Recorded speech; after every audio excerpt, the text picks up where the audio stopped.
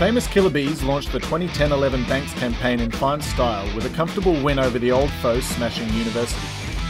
Playing coach Ferner kicked a bag of 6 goals, with Sam Thatchin taking best of field honours in what will be a common occurrence throughout the season. The reserves continued their winning ways with a well-constructed win against Waratahs, displaying some excellent signs and placing pressure on the A-grade to perform. Ferner and Turpin were the chief destroyers with 10 goals between them. In a tightly fought contest, Banks were a couple of goals down at half-time, levelled the scores in the third, to then break away with a 5-1 final turn. Foddy was best on, also leading the scoring with 4 majors, and Adam Hamstring Cooper chipping in with 2. The reserves dispatched the Village Idiots by 9 goals, and in doing so remained unbeaten and equal top of the ladder.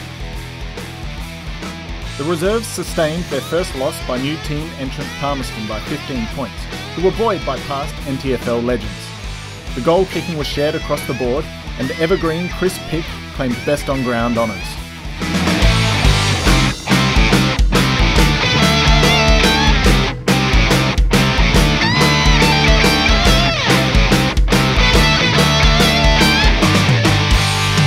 The reserves came back from Jabberoo empty-handed on a bus with no door, and the second loss for the season in as many weeks. Beaten in a close contest by 10 points, Josh Super Jeffries was best of field for the Doggies, with John Ferner the only multiple goal kicker with 2. The reserves played under lights at TIO2, bounced back and destroyed Southern Districts by 115 points. King Collier was judged best of field for his midfield hustle, and also drifted forward to lead the goal kickers with 3. The reserves had a scratchy start but found top speed by the end of the game to inflict more pain on a hapless Casino, this time to the tune of 121 points. Wolf and Wilson were the destroyers with 4, while Chris Pick did as he pleased and secured another best on ground. The reserves lined up for the grand final rematch against Olympic and were defeated by 10 points in a hard-fought contest. The A-grade had the bye at the weekend, so all eyes turned to the B-grade on Saturday night. And the boys didn't disappoint, belting a talentless University by 179 points. The backline were miserable and did not concede a single point for the entire game.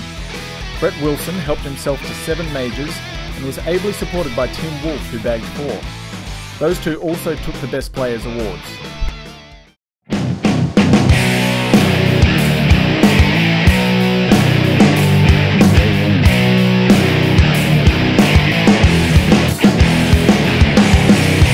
The reserves played Waratahs in boggy conditions. With the Tars fielding 4 Premier League players, they forfeited all points for the game.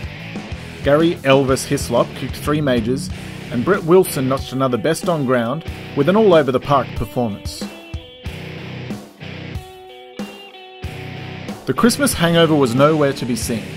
The reserves played a twilight game at TIO and were far too good for Casino. Adam Cooper bagged 8 majors, and Hislop kicked 4 goals and was judged best of field with a dominant display. The B grade were badly beaten in one of the more disappointing displays by the Pints in the lunchtime match. Matt Dunn toiled away in the ruck, and Adam Cooper was the only multiple goal scorer. Tracy Village were handed yet another lesson in football by the Dogs. The B grade bounced back emphatically with a 151-point victory.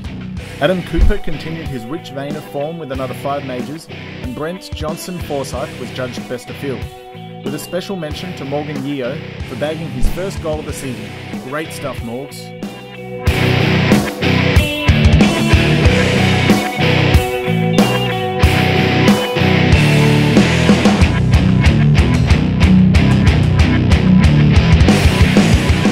The B grade defeated Jabberoo by 22 points in a huge game for Disco's boys, with victory sewing up a double chance. Sam Thatchin was best on ground for the upteenth time this year, with Coach Ferner being the only multiple goal kicker.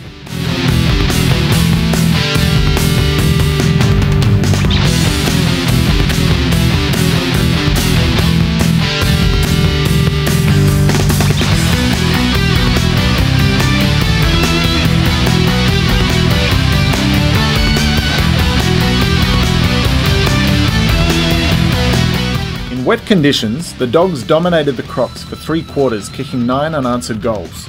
The backline were miserable in their defence until Southern Districts finally kicked 4 goals to 3 in the final quarter they'd played this season. Sam Thatchin led the goal scorers and finished the minor rounds with another best on ground performance.